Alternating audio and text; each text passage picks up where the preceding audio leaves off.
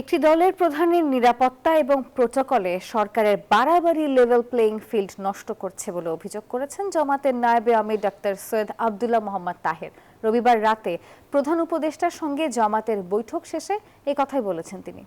নির্বাচন কমিশন মনোনয়ন বাছাইয়ে পক্ষপাত করছে বলে অভিযোগ করেন তিনি। বৈঠকে প্রধান উপদেষ্টা সব ভোট কেন্দ্রে সিসি ক্যামেরা বসানোর আশ্বাস দিয়েছেন বলে জানান তিনি। গ্রহণযোগ্যতায় ভাটা পড়ায় বিএনপি ছাত্র সংসদ নির্বাচনের বন্ধের পায়তারা করছে বলেও মন্তব্য করেন ডাক্তার তাহের। সোমবার সন্ধ্যায় রাষ্ট্রীয় অতিথি ভবন যমুনায় প্রধান উপদেষ্টার সঙ্গে বৈঠক করেন জামাতের আমির ডাক্তার শফিকুর রহমানের নেতৃত্বে 4 সদস্যের প্রতিনিধি দল। বৈঠকে বর্তমান রাজনৈতিক পরিস্থিতি নিয়ে আলোচনা ছাড়াও নির্বাচন নিয়ে বেশ কিছু দাবি তুলে ধরে জামায়াত। বৈঠক শেষে দলের নায়েবে আমির ডাক্তার সৈয়দ আব্দুল্লাহ মোহাম্মদ তাহের জানান, সব ভোট কেন্দ্রে সিসি ক্যামেরা বসানোর আশ্বাস দিয়েছেন প্রধান উপদেষ্টা। ওনারা আমাদেরকে আশ্বস্ত করেছেন প্রতিটি কেন্দ্রে সিসি ক্যামেরা স্থাপিত হবে।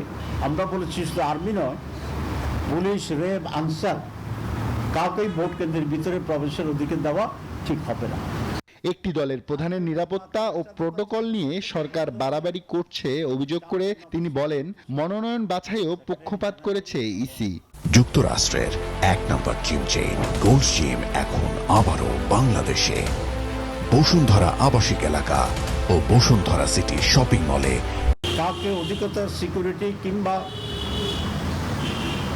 অধিকতর প্রোটোকল দিলে আমাদের কোনো আপত্তি নেই, কিন্তু একটি অন্যতম প্রধান দল হিসেবে সমভাবে বাংলাদেশ জামাত ইসলামীর মোহতারাম আমিরকে, প্রধানকে সম আচরণ দিতে হবে।